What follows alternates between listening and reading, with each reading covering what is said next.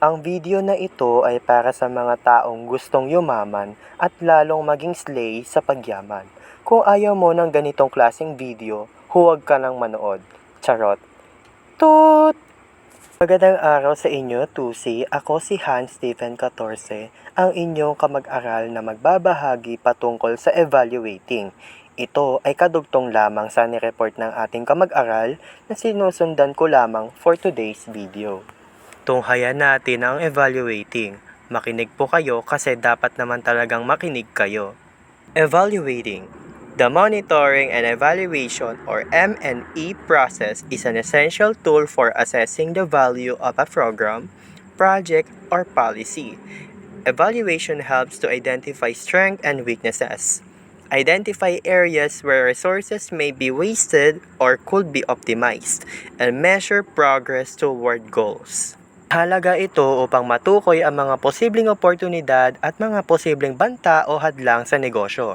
Sa pamamagitan ng tamang pag-evaluate, maaari mong matukoy ang mga potensyal na merkado, mga konkurenteng negosyo, mga regulasyon ng pamahalaan, at iba pang mga aspeto na maaaring maakapekto sa tagumpay ng iyong negosyo. Sa ganitong pagsusuri ay nagbibigay daan sa iyo na makabuo ng matalinong plano at mga hakbang upang maging epektibo at matagumpay ang iyong negosyo. Ulitin ko mga be, ito ay para matukoy ang mga oportunidad, hadlang at posibleng banta sa negosyo.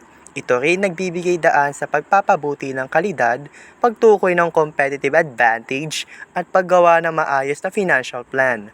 Sa pamamagitan ng pag-evaluate, makakabuo ng mas matalinong plano at hakbang na entrepreneur para sa matagumpay na negosyo.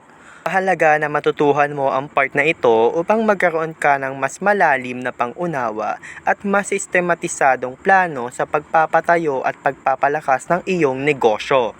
Narito ang mga ilang mahalagang dahilan. Makinig ka be.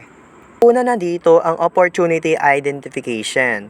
Ang pagsusuri at pag-evaluate ng merkado ay magbibigay sa iyo ng kaalaman kung mayroon bang oportunidad na para sa iyong negosyo. Malalaman mo kung mayroong sapat na demand para sa iyong produkto o serbisyo, kung paano mo ito mapapakinabangan sa pinakamahusay na pamamaraan.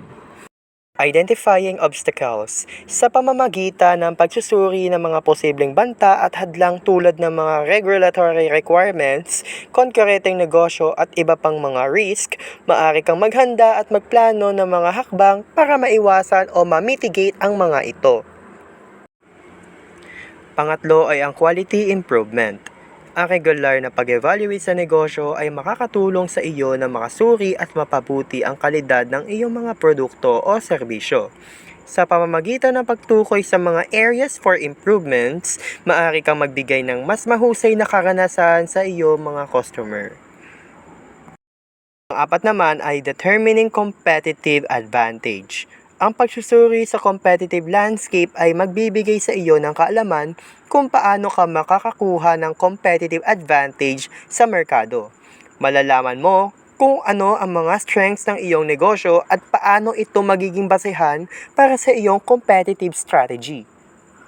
Pinakahuli naman ay ang financial planning. Ang pagsusuri ng mga financial aspect ng mga negosyo tulad ng mga cash flow, gastos at kita ay mahalaga upang makabuo ng maayos na financial plan.